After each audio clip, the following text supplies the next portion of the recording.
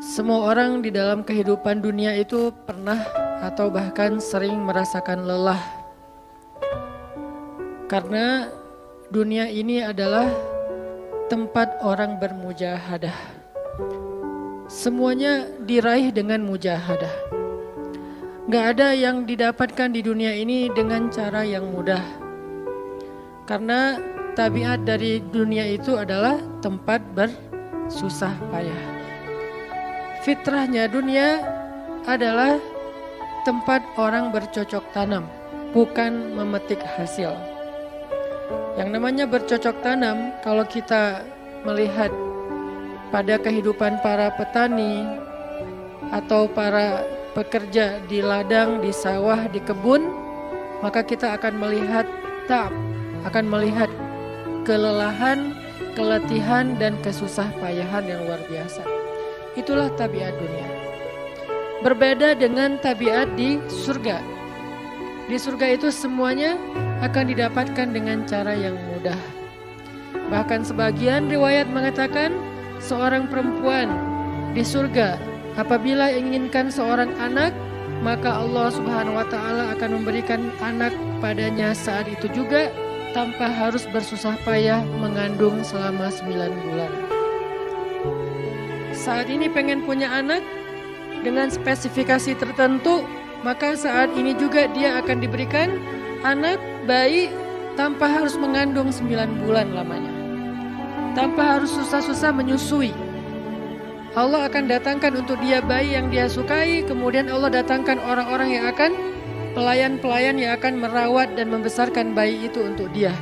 Karena di sana dia adalah seorang ratu yang tidak perlu lagi bersusah payah. Di surga itu ketika seseorang menginginkan makanan, maka Allah Subhanahu wa taala mendatangkan untuknya makanan dengan cara yang sangat mudah. Bahkan ketika dia menginginkan buah-buahan, maka pohon itu akan menunduk untuknya sehingga dia bisa memetik buahnya tanpa harus bangun dari tempat duduknya jika dia menginginkan itu. Tetapi kalau dia menginginkan sesuatu yang lebih, misalnya dia ingin berjalan-jalan di kebun-kebun di antara banyak kebun surga, lalu dia ingin merasakan memetik pohon sendiri sambil membawa keranjang-keranjang yang indah, maka Allah juga akan memperkenankan keinginannya. Kaifa yasha, sebagaimana yang dia inginkan. Berbeda dengan dunia. Di dunia, apapun yang kita inginkan itu harus melalui mujahadah, melalui ikhtiar. Bahkan ketika kita ingin menjadi orang yang sekedar tidur-tiduran pun, Allah Subhanahu wa taala mentakdirkan tidur pun lelah. Tidur aja capek.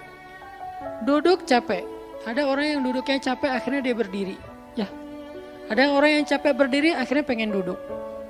Kapan duduknya capek pengen berdiri? Salah satu yang sering saya alamin itu kalau lagi naik pesawat. Apalagi pesawat penerbangan 9 jam, 10 jam itu pasti capek banget duduknya tuh.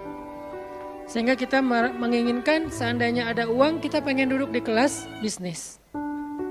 Tapi karena nggak mampu membeli tiket yang 3 kali lipat lebih mahal di kelas bisnis, ya nggak apa-apa lah di kelas yang biasa ekonomi. Tapi ketika lelah 4 jam, 5 jam pesawat berjalan itu udah luar biasa lelahnya, akhirnya berdiri mondar-mandir di antara lorong pesawat.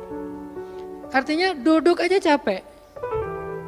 Gak ngapa-ngapain, suruh duduk doang. Gak seperti orang dulu yang berangkat haji atau umroh, naik kapal, lewat darat, pas sampai di laut naik kapal dengan ontanya, dengan kudanya.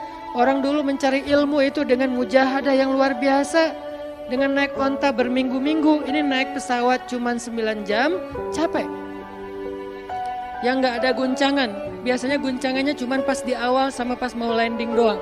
Di atas udah jarang ada guncangan karena dengan ketinggian tertentu dan pesawatnya besar.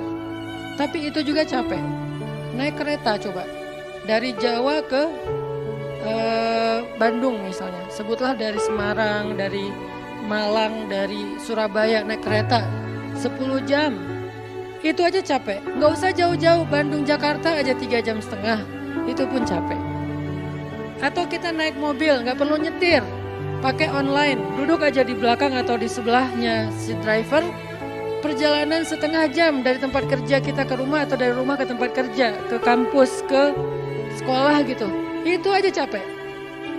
Artinya dunia itu emang kayak gitu tabiatnya teman-teman.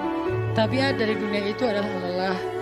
Sehingga kalau ada orang yang menghindari capek dengan tidak ngapa-ngapain, itu hal yang agak klise dan naif. Bagaimana dia bisa menghindari lelah? Bagaimana dia bisa menghindari ta'ab? Bagaimana dia bisa menghindari bosan? Bagaimana dia bisa menghindari dalam keadaan susah payah? Sedangkan dia masih berada di sebuah tempat, bumi, dunia yang tabiatnya memang tempat bersusah payah dan lelah. Satu-satunya cara menghindari lelah yang tidak perlu lagi bersusah payah itu hanyalah masuk surga. Tetapi kan itu tidak terjadi sekarang. Kita harus meninggal dulu dan kita belum mau. Ada yang mau meninggal masuk surga sekarang? Kalau dijamin sih insya Allah ya. Masalahnya gak ada jaminan. Kalau para sahabat enak, mereka dapat jaminan. Surga Bilal, sebelum Bilal meninggal, Rasulullah udah bilang, Bima sabaktani ilal jannah ya Bilal. Dengan apa kamu mendahului aku ke surga wahai Bilal? Dengan wudu dan sholat syukur wudu. Begitu juga nanti ada sahabat lain yang dijamin masuk surga bighairi hisab wala azab. Salah satunya adalah Ukasyah. Kalau kita tidak ada jaminan apapun di akhirat kecuali berikhtiar dan bermujahadah untuk bisa mendapatkan kebaikan sebanyak mungkin di sisi Allah. Sehingga alangkah naifnya seseorang yang menghindar dari ta'ab wal ham wal gham. Dia berusaha menghindar dari lelah, menghindar dari susah payahnya kehidupan, menghindar dari beban-beban hidup. Itu gak bisa dilakukan karena kita masih berada di dunia. Yang perlu kita sekarang coba pilih adalah kita mau lelah untuk hal yang sia-sia? Apakah kita mau lelah untuk hanya bersenda gurau?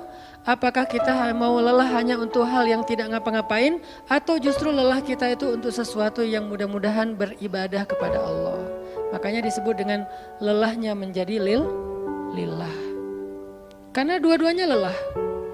Ada orang yang pergi ke masjid lelah. Capek pergi ke masjid. Tapi ada juga orang yang berbuat dosa, itu juga lelah. Memangnya kalau kita beribadah lelah terus berbuat dosa gak lelah?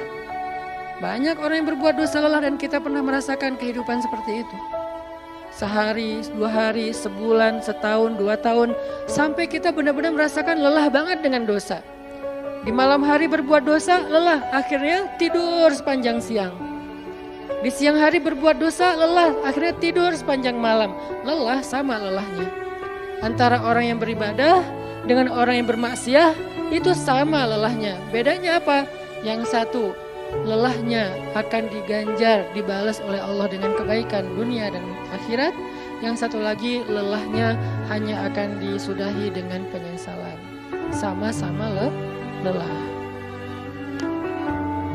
Bedanya lelah yang pertama mungkin baru dirasakan hasilnya setelah itu. Lelah yang kedua seolah-olah bisa langsung dirasakan kesenangannya, tetapi kesudahannya adalah penyesalan. Makanya pada malam ini kita ingin merenungkan beberapa nasihat baik dari Al-Quran maupun hadis tentang bagaimana kita menjadi orang yang setiap hari tetap lelah, tetap banyak beban, tetapi beban itu mudah-mudahan menjadikan kita mendapatkan banyak kebaikan di sisi Allah.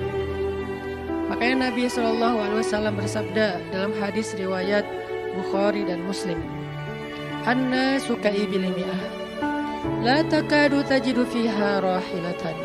Manusia itu seperti 100 ekor onta. Manusia kaibil mi'ah, seperti 100 ekor onta. Yang harganya murah 50 juta, yang hidupnya untuk disembelih pada akhirnya nahar, disembelih. Onta itu kan kalau disembelih sambil dia berdiri ya. Kalau ayam, bebek disembelih sambil dipegangin atau diangkat. Kalau kambing dan sapi dibaringkan. Kalau onta disembelih itu sambil diberdirikan. Dia berdiri langsung disembelih. Itu onta. Artinya manusia kaibil mi'ah. Nabi itu menggambarkan onta karena onta ini punya banyak macam. Mungkin di Arab gak ada ayam yang bermacam-macam, akhirnya pakai bahasanya onta. Kalau di kita mungkin ada ayam potong, ada ayam kampung, dan segala macam, ada ayam jago. Kalau bebek ada mentok, ada bebek yang biasa. macam-macam kan. Di Arab mungkin gak terlalu banyak variannya dan gak terlalu akrab dengan kehidupan sehari-hari mereka. Yang akrab itu kambing, kuda, keledai, onta. Akhirnya Nabi mengatakan, Anna sukai bilimi'ah. Nabi seolah-olah mengambil sebuah perumpamaan. Dan perumpamaan ini bisa kita ganti dengan culture yang berbeda di setiap negara. Tetapi perumpamaan yang paling baik itu adalah onta. Anna sukai bilimi'ah. Manusia itu seperti 100 ekor onta ibil. Onta potong. Yang hidupnya hanya untuk disembelih oleh tuannya, kemudian dagingnya dimakan atau dijual. Kenapa bisa begitu murahnya? Cuman 50 juta, 40 juta dan berakhir dengan disembelih? Karena onta ini hidupnya tidak istimewa. Dia hidup hanya untuk makan, minum, tidur, dan berkembang biak. Cuman itu misi dari kehidupan dia. Makan, minum, tidur, berkembang biak. Udah itu doang. Setiap hari kerjanya makan aja. Lihat hewan ternak ngapain? Merumput aja setiap hari. Gak ada hewan ternak yang tiba-tiba dia lagi ngapain? Lagi sholat. Gak ada. Hewan ternak misalnya lagi ngebantuin tetangga. Gak ada. Hewan ternak lagi menjenguk yang sakit. Gak ada. Hewan ternak yang lagi menyelesaikan hajat saudaranya. Hewan ternak yang lagi dengerin curhat. Gak ada. Kenapa? Karena tugas misi kehidupan mereka itu cuma diciptakan untuk makan, minum, tidur, berkembang biak, udah. Ini namanya kalau di antara onta namanya ibil.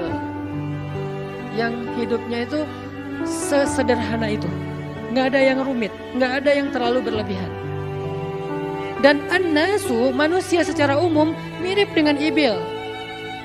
An-nasu ka'ibili mi'ah. Jadi kalau kita bandingkan dari 100 orang itu hampir semuanya seperti ibil. Misi hidupnya itu hanya untuk dirinya. Gimana caranya biar bisa makan.